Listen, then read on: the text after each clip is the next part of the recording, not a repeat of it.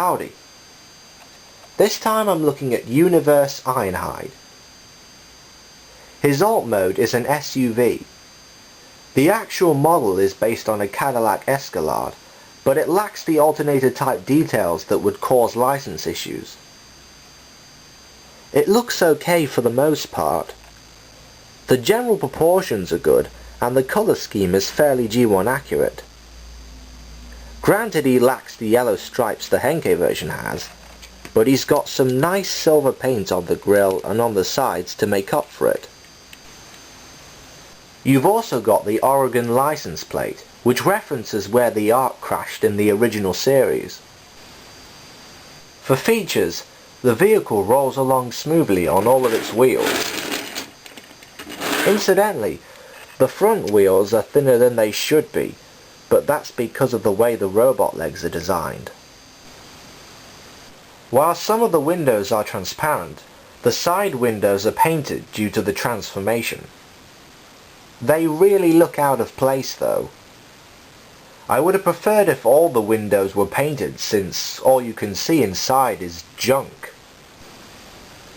But the main problem here is that there are lots and lots of ugly transformation scenes.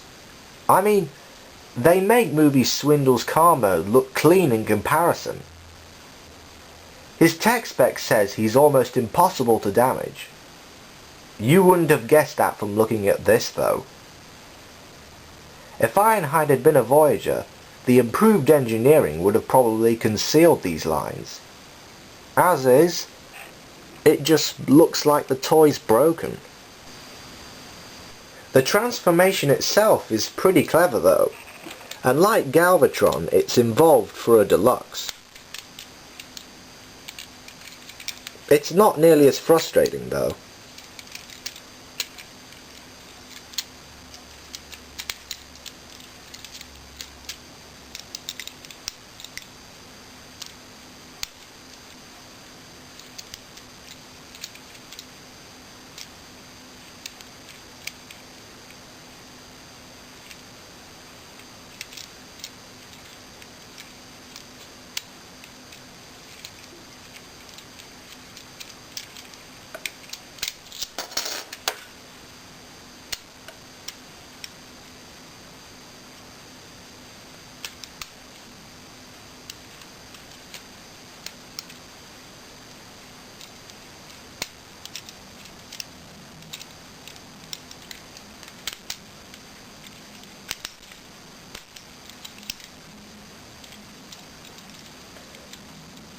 I like how this chest panel slides up when you fold up the rear bumper.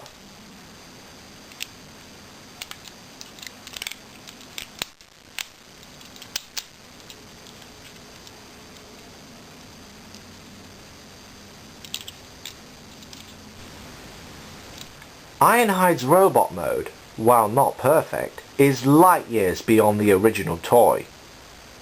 The proportions are bulky, which fit the toughness of the character, though his waist is a little oversized in my opinion. The colours are more or less the same here, with grey and black breaking up all the orange-red.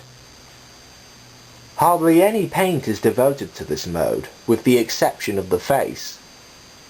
Talking of which, there is a running change where the face is painted silver instead of blue. You may have to check the production date on the package card to find out which version you're getting though. I personally don't mind the blue face since it hints at his gruff personality. The moulding is quite good, especially on the chest panel, even though it's inside. His head is also well sculpted to that of the animation model. Unfortunately, there are some screws clearly visible on his shoulders and arms, which hurt the appearance. Articulation is decent, and his large feet give him great stability. Due to the transformation, the waist turns on a peg which links it to the spine, rather than being pinned in the middle. So when you twist it, it looks like his torso's floating in mid-air. Better than no rotation at all, I guess. Ironhide's weapon attaches to his arm in two ways. Here you get a blade, and here you get a cannon. The instructions illustrate that you need to fold the hand back like this. But it works fine if you don't, as evidenced in one of Pjorg's videos. Aside from the visible screws, the only other aesthetic flaw this mode has is that the head is partially sunken into the torso. Whilst it may be possible to kitbash this problem, I personally don't mind it.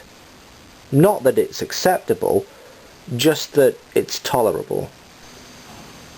Overall, this toy is like Universe Galvatron in some ways. It's very complex for its size, and one mode suffers from it. In the end though, Ironhide's the better of the two, and a recommended purchase. Next I'm reviewing another Allspark Battle 2 pack.